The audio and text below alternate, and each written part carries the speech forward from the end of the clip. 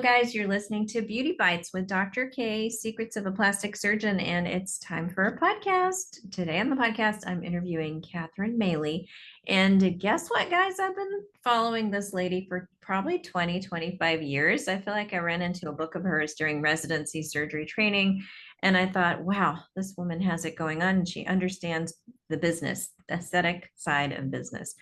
And she's a marketing coach for cosmetic practices. She's an author, speaker, trainer, and businesswoman. And I'm so excited to have you on the podcast. Catherine, welcome.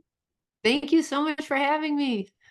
This is exciting. So you've been in aesthetic medicine since the beginning, in the last 20 years, aesthetics has taken off. And I feel like you've been there from the very beginning.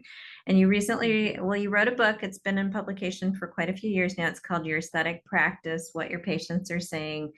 What's like the driving force of your passion for being in aesthetics? Well, I got into it for a very vanity filled reason. And that is I wanted Botox and I wanted filler and I wanted all of that, for a good price. And I thought if I hang around with enough plastic surgeons and cosmetic dermatologists, I would, be on the inside there of everything I need to stay looking good and feeling great. Mhm. So I just had a passion for taking care of myself. And as you get older, you need some help. I can only jog so much, but it's not helping my complexion. So I was just really interested in the topic. And then I love marketing and I love sales and marketing. I have a strong background in sales and marketing. And I thought this industry has got to learn how to promote themselves.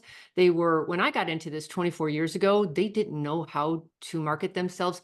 Frankly, doctors don't think they should have to. And that attitude was going to hurt them Mhm. because you could see the trend coming. Like it was going to get really busy out there because everything was trending towards looking good, feeling great, anti-aging, don't go down without a fight. Like we were taking care of ourselves inside. Why not take care of ourselves outside? So that was my big interest in helping plastic surgeons, especially getting good at the business and marketing side of plastic surgery. Yeah, it's so interesting. You've worked on the medical side, so you understand that patient experience, which is not that fun when you go to the doctor's office these days. Like it could be more fun for a medical visit, but I love what we've done in aesthetics, where you can come into somewhat of a soft, relaxed, and beautiful setting and have something performed, which is a very medical procedure, but you still get like the luxury aspect and the hand holding and the concierge feeling of aesthetics. Hopefully, most of us are doing that in aesthetics. But you mentioned a story about when you started your first exposure to your first derm. Can you tell us that story of how you noticed that even the most fabulous experts in the world can have a very crappy office experience? My dermatologist was Kathy Fields. And for those of you who don't know Fields and Rodan, they were the adventurers into this market. They started with an infomercial called Proactive Skincare, or it was for acne. It was Mhm. Proactive Acne Skin Cream or whatever. And I know the backstory. It sounds like they would be like gazillionaires and they can retire. And Mhm. they did say to me, it's not what you think. Yeah, because once you sell out to a company to handle that for you, they take most of Mhm. the profits with them. But they were so instrumental. Kathy Fields and Katie Rodan, they were dermatologists from Stanford, and I'm out in San Francisco. And I had been going to Kathy for a long time for various things because I'm Irish and I have terrible skin. And then, of course, I love the Botox and the fillers. And in those days, it was just collagen. So you had to go a lot more often because it wore off very quickly. And I just remember thinking, I love her. I love my results. The customer service and patient experience is ridiculous. Mhm. The staff was horrendous. There was no such thing as customer service. It was a very busy practice. So the phone was awful. Trying to schedule something was not easy. You'd walk in and there was nowhere to sit, and you would be sitting next to a real patient that has like a terrible skin rash, and I'm there for my vanity Botox. And her office was very underwhelming aesthetically. And I thought, dear Lord, if you think about it, a patient with an insurance card is so different than a consumer with a credit card who's going to decide who to give their money to because it's their money now and it's their choice. And I just thought this industry is going to need help because this is going to become a big deal in our world. You could just see aesthetic rejuvenation was getting very popular, and the supply and demand was so perfect for the doctor side. There weren't many surgeons doing this. Most plastic surgeons were medical doctors, medical surgeons. And so they had the pick of the litter. There was a big demand or growing demand, not a lot of supply. Things have obviously changed a lot since then. But I thought I could help this industry a lot with customer service and sales, quite frankly. Whatever you want to call this, sales, promoting, educating a patient, however you, whatever you want to call it, you're still taking a complete stranger patient to a 2 to 10 to 20 to $200,000 of their Mhm. own disposable income. And how do they choose you over everybody else? I spend a lot of time on that. That's a great question. And I think you asked me earlier who listens to this podcast and who should we talk to? And I think we could talk to everybody. Okay. Busy businesswomen, a lot of people listening are business owners. They may or may not be in aesthetics. Those of you who are aesthetic injectors, you definitely need to hear this. But I think this applies to almost every industry. Mm. When we bring people into our office, I like to make it feel like you're visiting our house. We want to greet you so warmly. We want to like give you something to drink or eat and settle you in a comfortable spot and make sure all your needs are taken care of. What are some innovative things that you've seen in practices where they're really concierging the visit or making people feel special? Those who are embracing technology are winning because if you think about it, think about all the things you have to do to get to, as a consumer, how do I get to the doctor? So if I can schedule online, I am sold because I am a super busy professional. And anytime you can save me time and make it more convenient for me, I'm in. And a lot of things I'll say about technology, the doctors push back and say, I don't know how to do that. My staff doesn't know how to do that. That's really going to be complicated on our end. And I said, but then don't complain. Don't complain when you lose to that practice who did bother to figure it out. Mm-hmm. That's who wins, those who can embrace all of this and say, not can I do this? It's much more, how can I do this? So there's online scheduling, the phones. If you could just get your phones right, gosh, half the time, I could spend half of my consulting time just on the phones. You're missing so much. You're Mm-hmm. missing like any practice easily is missing a 500,000 a year just because they won't answer the darn phone. Again, technology is here to help us. So I would embrace it. I would. Do you think our aesthetic consumers are going to want AI answering the phone? Because there is AI that will answer the phone call and does pretty darn good right now. Anybody who wants an answer. I personally, I just want an answer. So Yeah. if it's something simple, but I also want to opt out. Don't make me go through your AI experience if you haven't perfected it yet. I do a lot of talking around the world, and I did an AI talk, and it was so funny because one of the surgeons has his own widget, his own chatbot. And so I used it as a consumer, and I'm on his website, and I said, "Oh, how much is a rhino?" And he said, "Oh, that varies a lot. You'll have to have a consultation to determine that." So, all right. And I said, "Oh, okay. All right. Well, then how about what's the downtime for a tummy tuck?" Oh, again, that varies a lot. And I thought, you're not helping me. Yeah, you're wasting So my time. yeah, I mean, when you institute anything in your practice, look at it from the consumer point of view. Yeah. Do what you're asking your patients to do and see what you think. Was that a good experience or could it have been better? I mean, it's a fine line because we're told in aesthetics, like, never answer a price question. Everyone wants to call and find out, what do you charge for a syringe of lip filler? What do you charge for how much is Botox? How many dollars per unit? And Mhm. in LA, which is very much a price market commodity, the products are priced everywhere on all the billboards. People Yeah. do want to know pricing, but how do you differentiate and get people out of that price-based mindset and like have a conversation where they want to come in? The secret to that is to pre-frame before price. If you just say price and you don't have anything to compare that to, that's all they're going to go on because you haven't given them any other reason to consider something else other than price. So Mhm. I always preface it by saying, by the way, we have over 30 years of experience here in the office with our injectors. We've injected more than 50,000. What, like, start naming some names. Mhm. And you can also add a back end to that. So we do this, we have done this many treatments. Our syringes are, let's say, our Voluma or something. It starts at 900, and we offer a gift card towards multiple syringes. And then we also have a take-home bag, like a take-home bag of something to go with you or Mhm. skincare product of your choice. You're trying to add a package because if you can get away from the apples to apples and you throw in some other things, now you're apples to oranges. And Mhm. they can't make it that easy. That's also why social media has gotten so important. The only thing you have going for you is your personality. If the price Mhm. is all the same, what else you have, you know? Mhm. That's why you've got to build a personality or persona around you. And now people go to you for the not only the experience, but the relationship that they have with you. And then price becomes secondary or later, Mhm. you know, Yeah. How often do you do a telephone audit where you call an office and then everybody gives you all the wrong answers and you're just horrified? all the Probably time. happens all the time. All the time. Yeah. All the time. It's shocking. Yeah.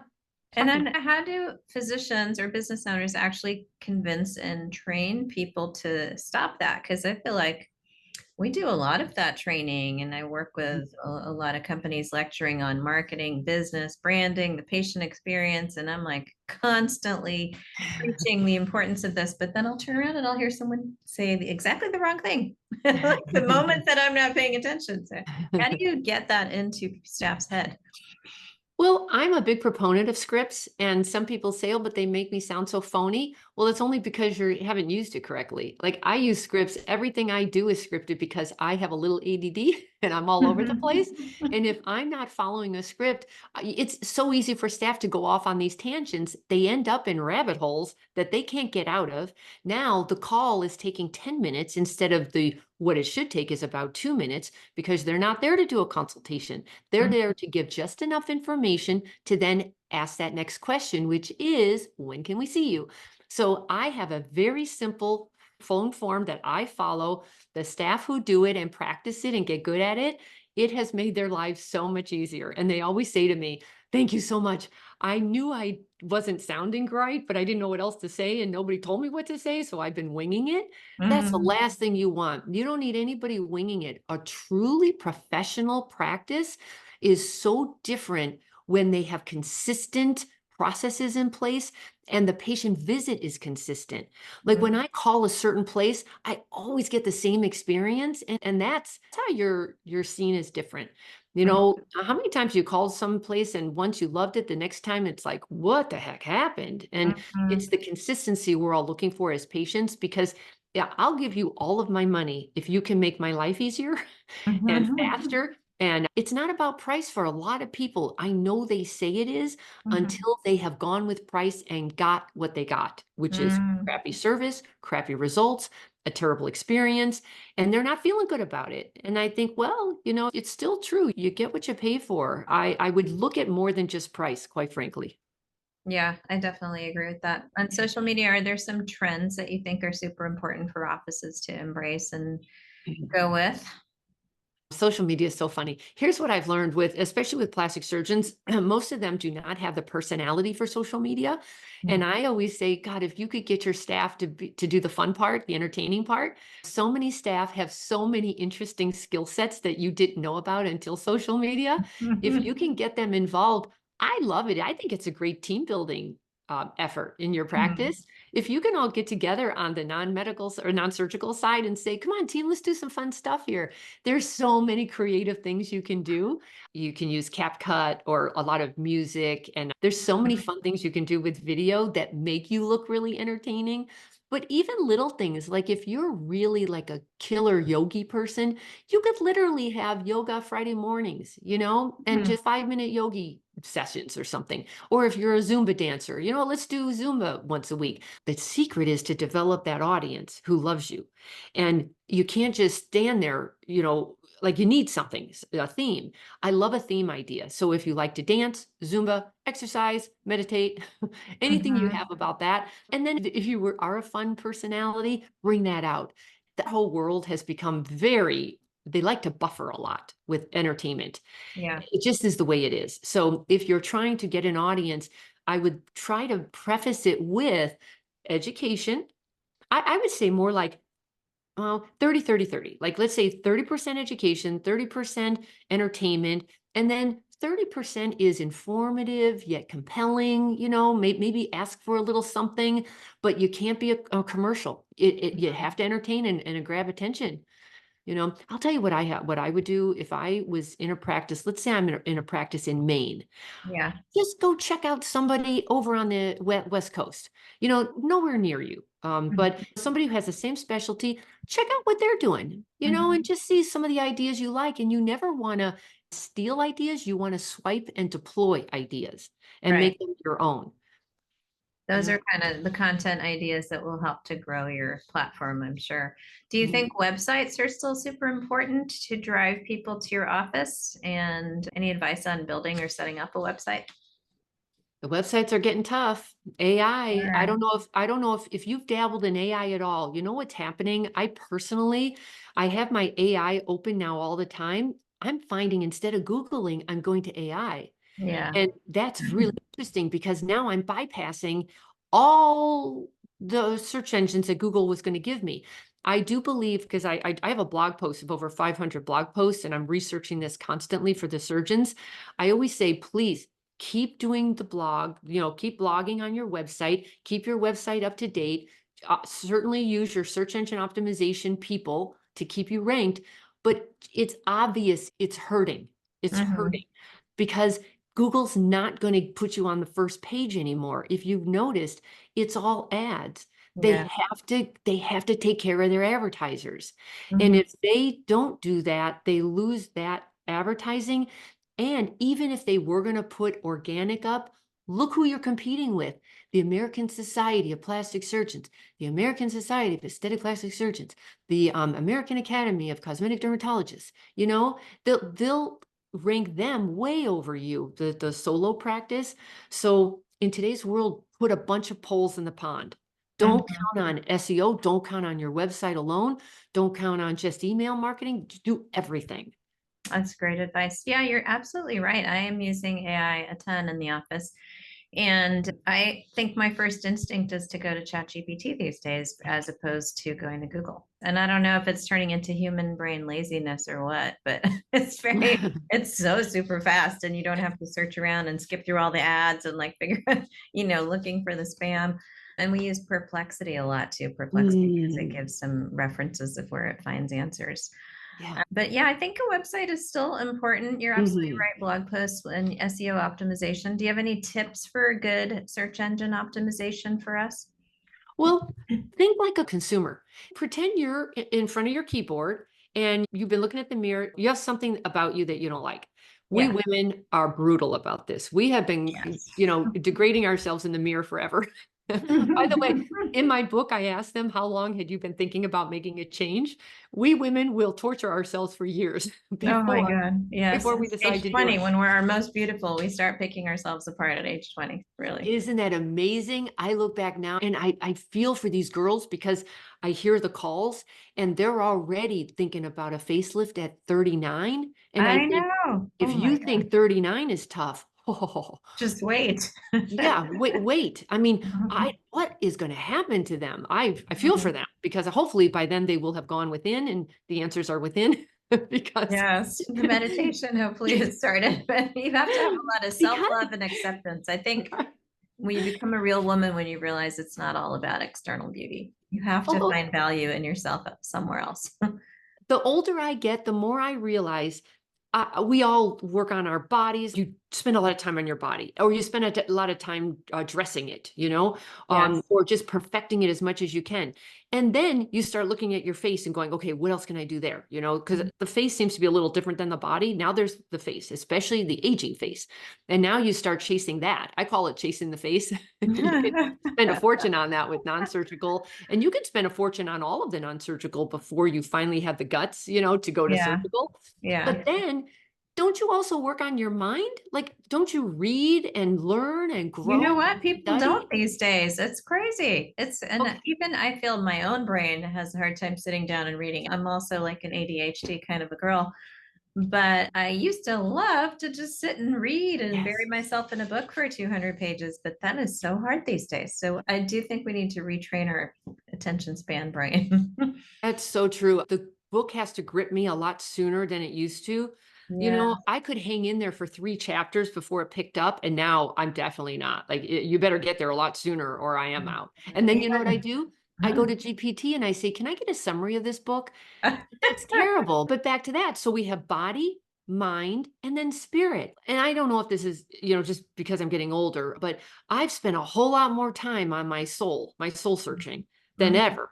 mhm. When you're younger, you're so myopic about like what's right in front of you. And then as you get older, like the mind, I never want to lose that. So I keep growing that. But it really is mind, body, and soul, you It know? really is, yeah. And it's good that we're in this industry because aesthetics is branching out. I think we've also evolved, like from being 20 to where Botox and filler was important to now looking at, being 30 and 40 where we're building structure and foundation, and our 50s now it's about biostimulators and biorejuvenative therapy and supplements. And now I see the evolution of where I myself and my patients were interested in longevity and health and kind of improving like cellular health starting at that level. So I see aesthetics evolving a lot, hopefully. But it seems like core principles of marketing and sales, like those almost don't change. Have you seen big changes now with the onset of AI and new technology, the way that we talk to patients, the way that we advertise, like other than social media? Have you seen some big changes or do you predict some? I am watching the consumer detest advertising and marketing of any kind. Mm, And it's making it very complicated and difficult to get your name out there. The irony of advertising and marketing is you need a call to action. You need a compelling reason for somebody to do something. right. Surgeons love to do ego advertising, no Yeah. offense, but they love to do, hey, I'm the best and this is what I offer. And they have their menu of services. Nobody can see that ad because no one's looking for a menu of services. What they're looking for is, I have belly fat. I want to get rid of belly fat. That's what they hear. So now you have to have an ad saying, got belly fat? Question Yeah. mark. We can Hmm. fix that. And here's your coupon or here's your discount. It's so difficult. That's why social media has really taken over, because all the eyes went there because everybody wants to be entertained as well as educated, but mainly distracted. And now that's even made it worse as well, because when you do shorts and reels, how in the world do you have time to get your message out? That part is confusing to me because I'm not huge on social media. I feel like it's going way too fast and I don't have a minute to, you have to grab attention, but get them there long enough to say, okay, this sounds interesting. Let me stay, you know? Yeah, it's interesting because patients who find me on social media, they will often say, I've been following you for 2 years.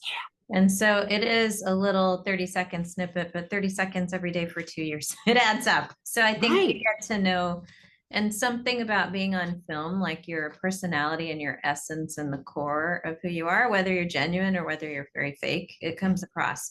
So I think the human brain is so interesting that it can perceive all that from the image of a person and how they talk and how they interact with the video that you're putting on. But you're absolutely right. I think maybe there's a role for long form content like YouTube, because I think people Right. can get to know you better if those that really love you that want to take a deep dive can find you on another platform like a podcast or a YouTube Mhm. video.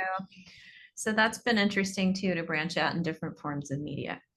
You need to be on all of them, you It's do. exhausting and difficult for the new beginner who's starting a new business, even if you're not in aesthetics, or if you are in aesthetics, it's very intimidating, I would imagine. And it takes patience, and doctors don't have any patience when it comes to spending money on advertising and marketing. They want to see a result right away because they've been trained that they should get a 4-to-1 ROI on everything they spend. And in today's world, it's a miracle to put in $1 and get back four. Don't America. count on that. Don't Mhm. count on that. A lot of this is a building. Like, it took 2 years for that person to reach out to you. Count on that, you know? Mhm. Heck, it takes 2 years for a surgeon to buy my book, you know? Like Yeah.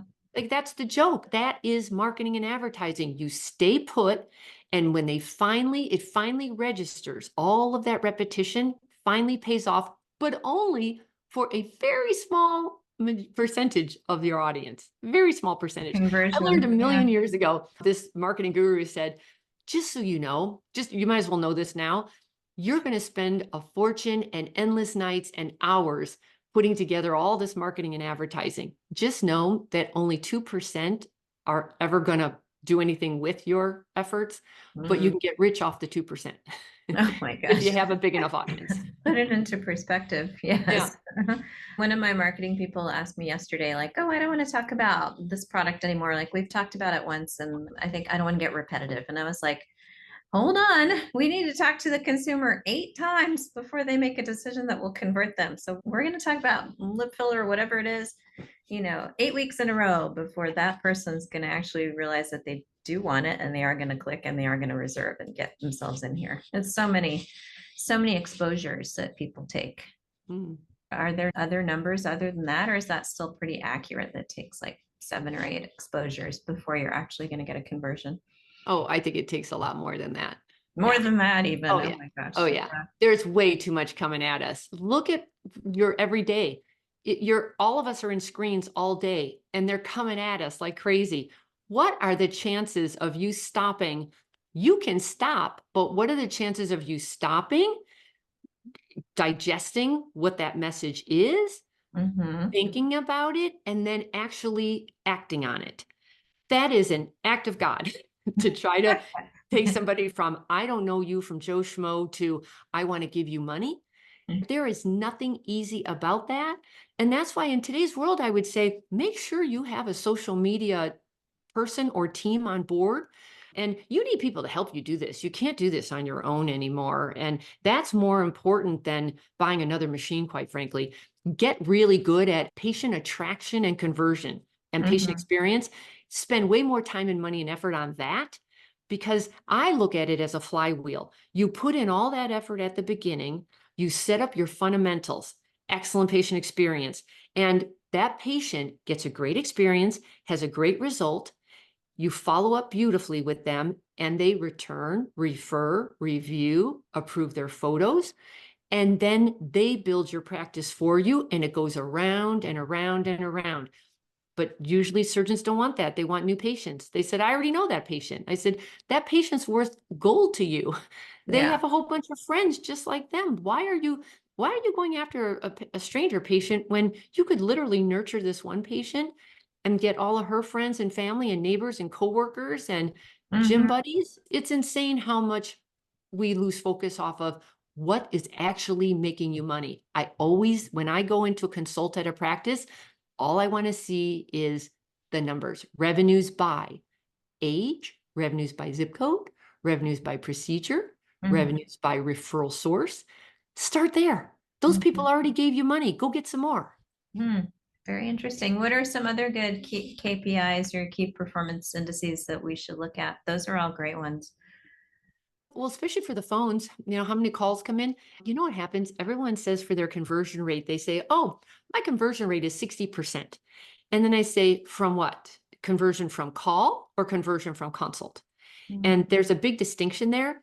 You got 100 calls. Your receptionist only booked like 25 of them, let's say. Mm-hmm. Out of those 25 who booked, now you converted whatever, 3 of them. But start the counting at the beginning. How I many see. called? How many got through your phone person? Then how many got through to the patient experience where it's time to say yes or no to giving you money? Look at all of those points and see where you're losing people. Mm-hmm. Yeah, that's really critical. Sometimes you will have a bad experience with a patient. You mentioned reputation building. Like, what are your tactics or your advice in terms of like when you get a bad Yelp review? Because everyone will. You'll find a person to give you a bad Yelp review. It'll crush your little soul. And then still you have to get up and go back and do what you got to do. But what's your advice for reputation management? Let me back up before you get to that part.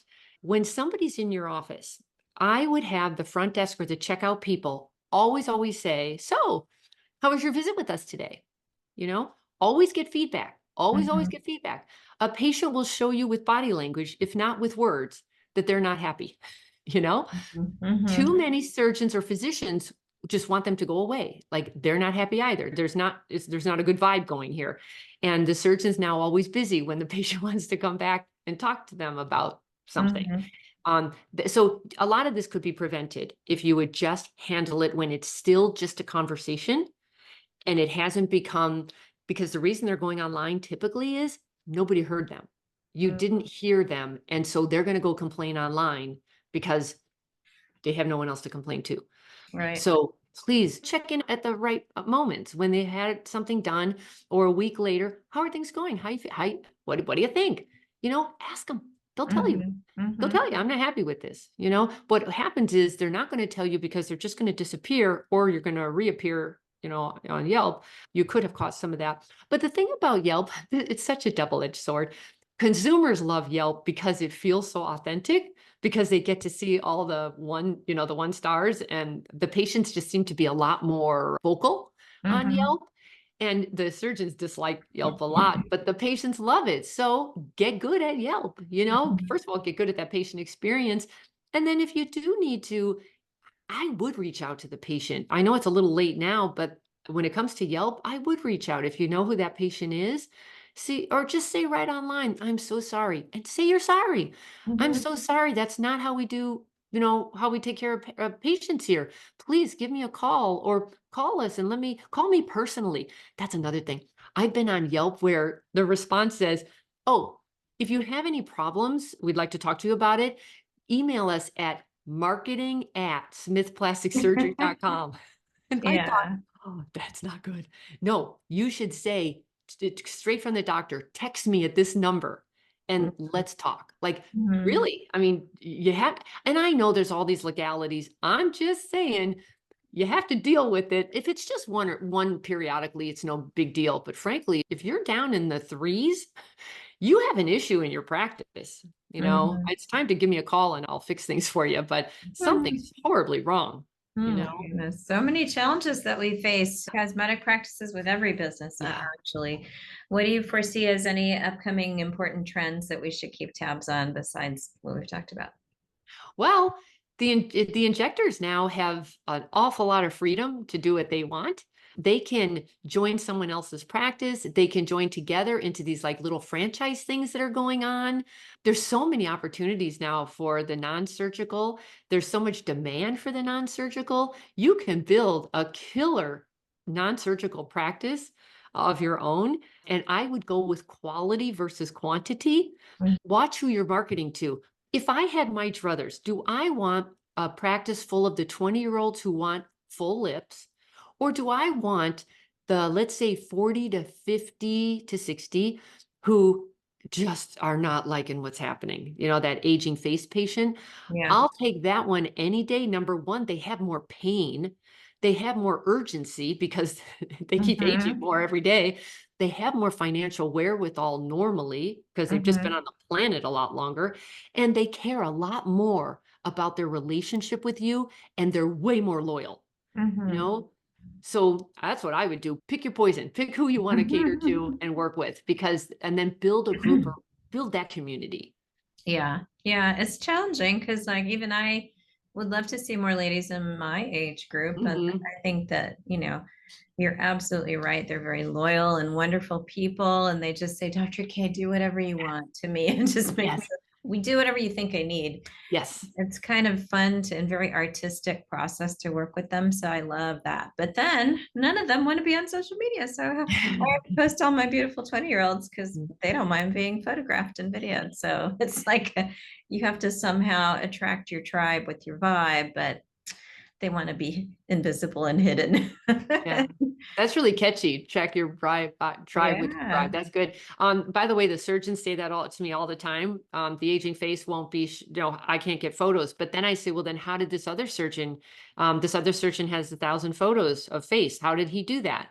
Yeah. Um, there's always a way. Just remember that there's always a way. Yes. I asked him on my own podcast, how did you do that? And he said, number one, I do a lot of surgery. So I have a lot of patients to ask. He asked them personally. And he prefaced it by saying, so what do you think? What are you thinking about this? And they're like, oh my God, Yeah. I love this. Timing is everything on that. They're ecstatic Absolutely. about it.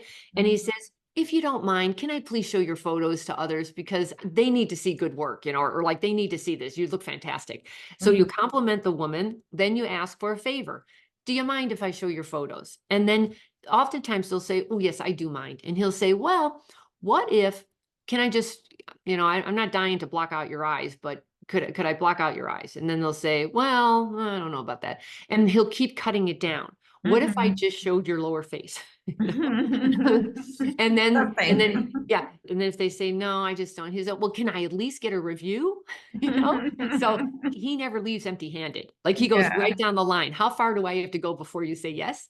But he also said, let's say only 3 out of 10. In his case, it's 3 out of 10. So he just knows I just have to keep asking a bunch of Yeah. people, Yeah. but 3 out of 10 equals 1,000 now. So Yeah. it's again, you have to have some patience and consistency. You can't ask sometimes and not other times, unless of course there's an issue. But if they have a really good result, there has to be a process. Mhm. Like we never let that patient go. It's the timing though. Too many of you wait for 2 months later. They're already used to their look. They can't remember anymore what they used to look like. You Yeah. know? That's so true. Very good point. I think that's very true. You just have to ask and ask and ask. Ask everyone, Yeah. and you will get some yeses. So, well, this has been so fascinating, Catherine. I Hmm. really enjoyed talking to you, and I can't wait to bring you to our practice. Someday you have to come and visit us in LA here. Absolutely. Anytime. Thanks, everybody. Yes. Where can people find you on your social handles, or what's the best way to reach out? And definitely let's talk about the name of your book so people can read it if they're interested. Oh, sure. I have it right behind me here. My website, everything's at my website. It's catherinemaley.com, and that's spelled with a C, Catherine. Maley is M as in Mary, Aley. My Instagram is Catherine Maley MBA. And those are two good places to find me. Awesome. That's amazing. And I think that you're such a wealth of knowledge and you're very well spoken and you would motivate anyone's staff. So hopefully you guys learned a lot, whether you're in aesthetics or you're a business owner or you're just interested in giving the best customer service. This is a woman who we all have to learn from. Thank you so much, Catherine. I appreciate Appreciate it. it. Everyone, you can check us out on Instagram at Beauty by Dr. K. That's where you can find me doing amazing things with people's faces. And our website is the same, Beauty by Dr. K, drkay.com.